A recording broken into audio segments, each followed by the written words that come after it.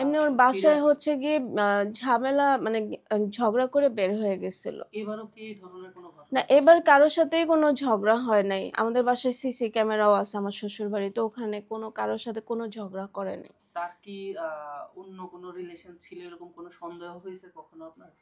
না আসলে ওর মেসেঞ্জার পাসওয়ার্ডটাও আমার কাছে কিছুদিন ছিল। আমি এমন কিছু দেখি নাই।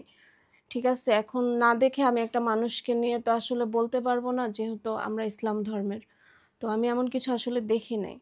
আচ্ছা, আপনি বারবার বলতেছিলেন যে তুমি ফিরে আসো, প্রয়োজন আমি তোমার লাইফ লাইফ থেকে চলে যাব। কারণ এখন এর সবাই কারণটা কি? আমাকে বলতেছে যে হয়তোবা সে আমার সাথে আর থাকতে চাচ্ছে না। আজকে তো ৫ দিন হয়ে গেছে। এটা সবাই কারা বলতেছে?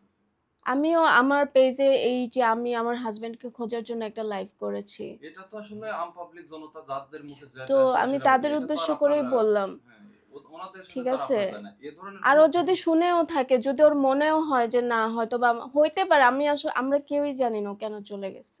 আচ্ছা, সে কি তার ফ্যামিলি কারোর সাথে যোগাযোগ করতেছে কিনা? কারো সাথেই যোগাযোগ করে নাই আমি যতটুকু জানি। এখন গোপন কিছু তো আর আমি জানি না। আচ্ছা, এমনও তো হতে পারে, বর্তমান বাংলাদেশের পরিস্থিতি আপনারা জানেন। অনেক সময় অনেক ক্ষেত্রে গুম করে, অনেকের শত্রু থাকতে পারে।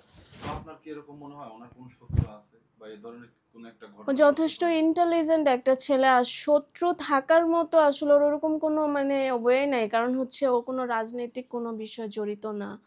তারপরে ও কারো সাথে কোনো ক্ল্যাশও হয় নাই কখনো। ও একদমই মানে মানে এক কথায় যদি আমি বলি ও হচ্ছে গিয়ে খুবই শান্তিপ্রিয় মানুষ। কোনো গ্যাঞ্জাম-ট্যাঞ্জামে জড়ানোর মতো মানুষ সে না। তার মানে কি আপনারা মানে কাউকে দোষারোপ করতেছেন না বিষয়টা না, এমন? না আমি কাউকেই দোষ দিচ্ছি না। কারণ আমি নিজেই তো আমি যেমন ধোঁয়াশায় আছি, আমি জানি ওর ফ্যামিলিও ধোঁয়াশার মধ্যেই আছে। কেউই জানে না। আর একটু বলবেন যে আসলে আপনার সাথে কি কোনো মানে এ ধরনের সমস্যার সম্মুখীন হয়েছে কিনা বা ঝগড়াঝাটি? না আমার সাথে কোনো ঝগড়া, কোনো কিছুই হয় নাই। কোনো কথা কাটাকাটি আর এটা হওয়ার কোনো ওয়ে নাই। কারণ হচ্ছে আমি ছিলাম ওরই একটা বোনের অপারেশন হইছে। তাকে নিয়েই আমি ১০ নাম্বার আলোকে ছিলাম। হুম, সো আমি এটাই বললাম আপনারা ওখানে গেলে মানে এখনো গেলে আপনারা জানতে পারবেন আমি ওইখানে আলোক হসপিটালে আমি একাই সব হ্যান্ডেল করছি। ওর বোনের যত ট্রিটমেন্ট যা মানে আমি আর উনি আর কেউ ছিল না। আমি হ্যান্ডেল করছি। সো ওখানে গেলে সবাই আমাকে চিনবে। কারণ এই তো ২, ৩, ৪, ৫ দিনেই তো ব্যাপার। চিনবে।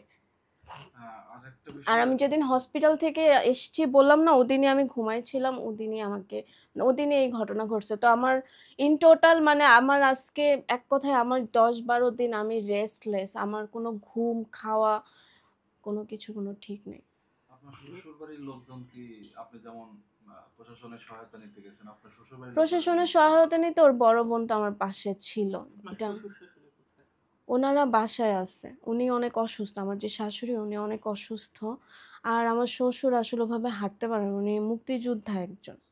আচ্ছা, ওনারা কি আপনার উপরে দোষারোপ করতেছে কিনা? না ওনারা আমার উপরে দোষারোপ করবেন না বা করার কোনো ওয়ে নাই। কোনো কারণও নাই। কারণ ওনারা নিজেরাও জানে। আর এটা সিসি ক্যামেরা আছে সব মানে ব্যাপারটা হচ্ছে এরকম আমি তো ছিলামই না। হুম, না ফোনে আমার সাথে যোগাযোগ হয়েছে কারণ আমি হসপিটালে ছিলাম। মানে ঝগড়া হওয়ার জন্য তো একটা মানুষের সাথে কনট্যাক্ট তো দরকার। আমি তো হসপিটালে ওর বোনের সাথেই ছিলাম। আমি কিছুই জানি না।